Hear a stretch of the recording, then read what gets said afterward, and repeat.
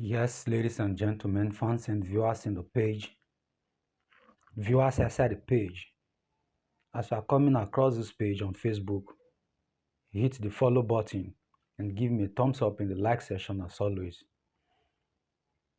Alright, go to the comment section and subscribe to our YouTube channel. It is very, very important and necessary. A lot is going on in Israel, a lot is going on in Gaza Strip, a lot is going on in Syria, and a lot is going on in Lebanon.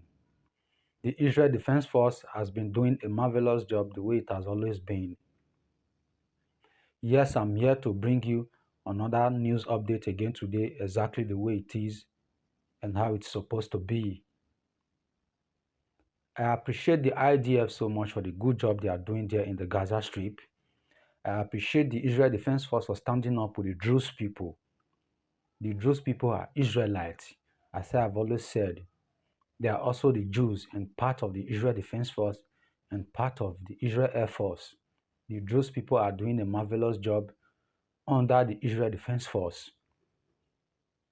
The Druze people in Syria are defenseless and they have no one to fight for them. That is why the Israel Defense Force have to step in to defend them from the wrath of the jihadis there in Syria.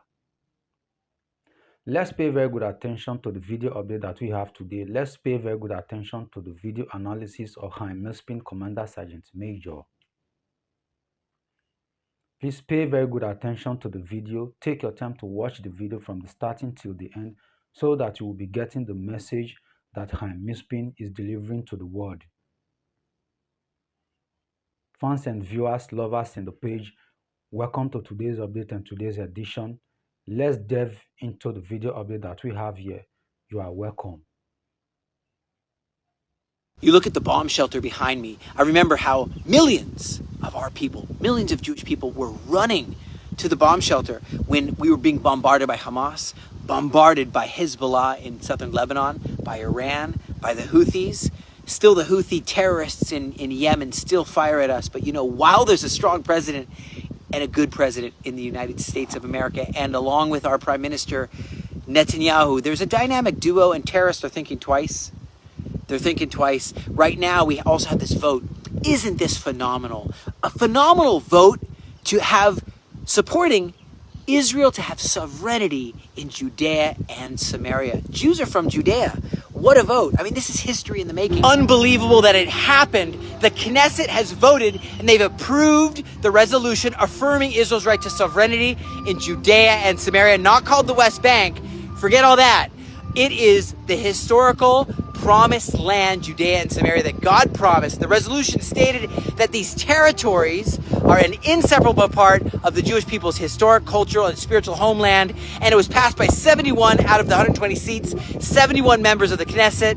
And everyone's asking me as well, how soon, what's going to happen with Gaza as well?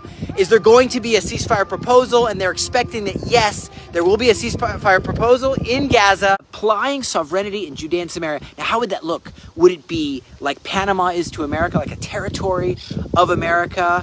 How does this look? What kind of laws would be in other territories, other areas? What's going to happen with Gaza in the future? Will it be something similar? These are very great questions. You know, talking about Gaza, you have this official statement coming out because there was a lot of questions being asked by a lot of people. Did Israel purposely target a church in Gaza and try to shoot a church on purpose? And I told you in the video, it was unintentional. Actions happen in the middle of a war started by these terrorists, Hamas, when they massacred us. And it was a targeting deviation. That's what our IDF has said, and it was an accident, right? The aid was delivered to the area, the clergy was visited, the wounded were evacuated, and so it happens, and it's very sad in a war. But there's always this desire, this hope, and this, more than any army I know of in the entire world, to move innocent civilians to safe zones, feed them, and feed your enemy. Who's ever heard of such a thing in a war in any country in the world? You know, there's this big alliance of these countries that are meeting to condemn Israel. I talked about that yesterday. There's another alliance of Iran, Russia, and China. Amid these nuclear tensions, and Iran is hosting a strategic meeting with China and Russia in Tehran to discuss U.S. sanctions on the nuclear program, and of course our airstrike that we did to remove their nuclear program. And United States State Department has been contacted and not officially recognized. China is a very big player. What does this all mean? Is Russia going to fully support Iran now? What does that mean concerning their nuclear apocalyptic aspirations? You know, and so President Trump reiterated that he would strike Iran again. And Israel said the same thing if they try to enrich. And Iran insists now that its uranium enrichment is non-negotiable and that they want to enrich to a nuclear bomb, and it's part of their national pride, scientific achievements. Ismail Baqai confirmed the coordination with Russia and China to make sure that the U.S. sanctions, won't stop them from their goal. And so there's also these big naval drills, huge naval drills in the Caspian Sea that are along with Russia and Iran. And so I'm just wondering what's going to happen. Iran's army declares heightening alert status, vowing a crushing and devastating response to any future attacks on their nuclear program. So they're saying they're going to rush for the bomb and they don't care. And they're going to attack anyone who tries to stop them, even worse than before.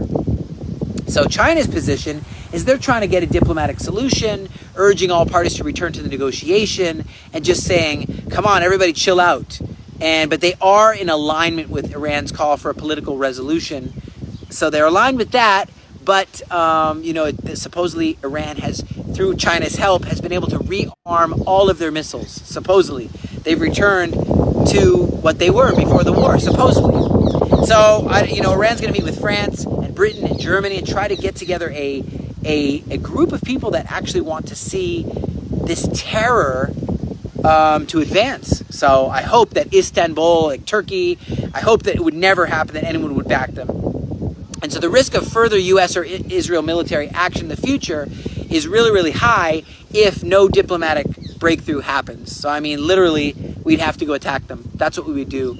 Psalms 118, verse 10 through 13 says, all these nations encompass me round about, but in the name of the Lord I will destroy them. They compass me about, yes, they tried to encircle me, but in the name of the Lord I will destroy them. They encompass me like bees swarming.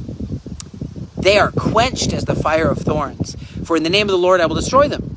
You have thrust sore at me that I might fall, but the Lord helped me. They thrust nuclear weapons at us. They tried to do ballistic missiles at us, but it's not going to work. God is going to continue to help us, we believe.